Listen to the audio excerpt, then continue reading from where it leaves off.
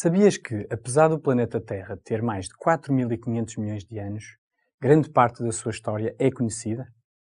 Foi através do estudo das rochas que conhecemos os principais acontecimentos geológicos e biológicos do nosso planeta.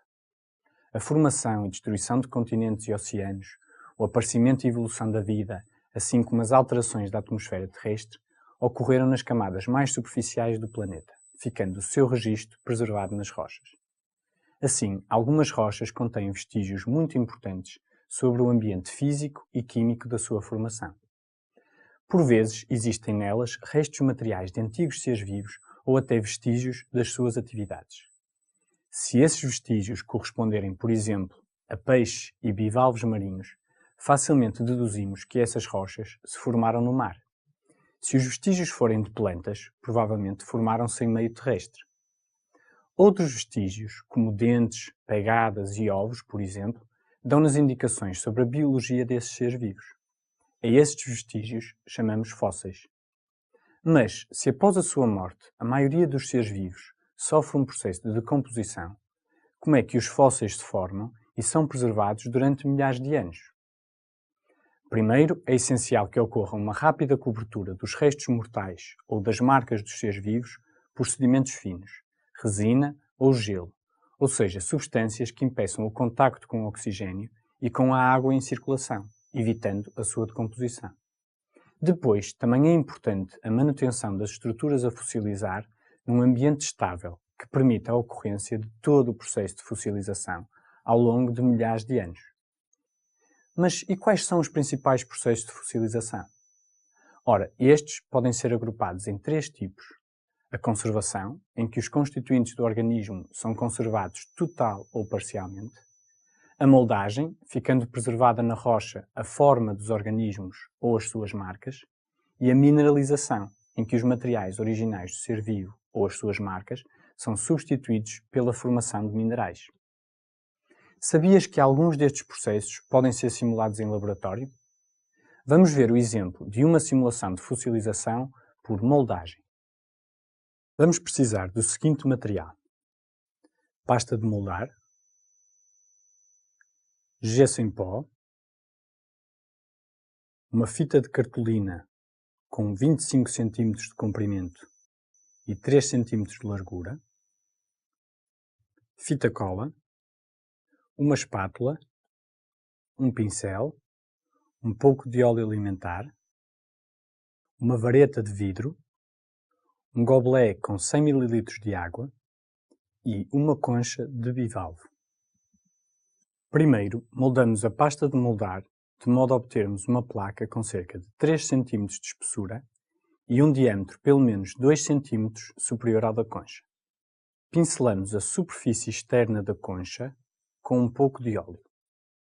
Este passo vai permitir que a concha e a pasta de moldar se separem mais facilmente. De seguida, pressionamos a superfície da concha contra a pasta de moldar até ficar enterrada. Vamos ter de fazer um pouco de força.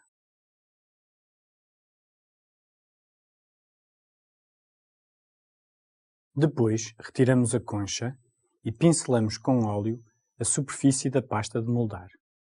O óleo vai permitir que depois o gesso se separe com facilidade da pasta. Agora, unimos com fita cola as extremidades da fita de cartolina de modo a formar um anel que vai funcionar como recipiente provisório para o gesso. Enterramos parcialmente o anel de cartolina na pasta de modo a circundar a cavidade deixada pela concha. Agora está na altura de fazer uma pasta com o gesso em pó e a água. Para isso, adicionamos algum gesso à água do gobelet e agitamos com a vareta.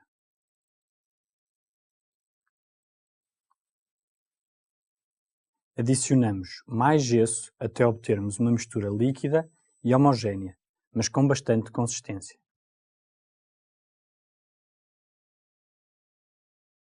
De seguida, vertemos para o interior do anel de cartolina a mistura e vamos espalhá-la ao longo de todo o anel de modo a que fique com a mesma espessura em toda a sua extensão. Agora temos de deixar o gesso secar, no mínimo 24 horas. Vamos ver o resultado final.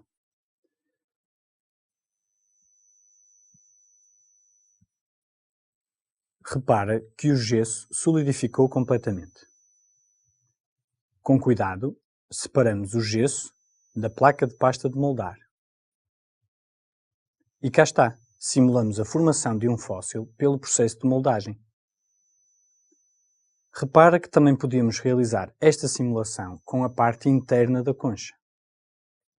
A placa da pasta de moldar corresponde ao molde externo do ser vivo e o gesso ao contramolde do molde externo. Se utilizares a parte interna da concha, a placa da pasta de moldar corresponde ao molde interno do organismo e o gesso ao seu contramolde. Repara que em ambas as situações não existem restos da concha inicial. O que ficou preservado foi a sua forma. Podes agora idealizar outras simulações semelhantes a esta, de modo a simular os diversos processos de fossilização. Podes, por exemplo, conservar um ramo de uma árvore ou outro ser vivo em gelo ou em resina, simulando o processo de conservação. Fica a ideia.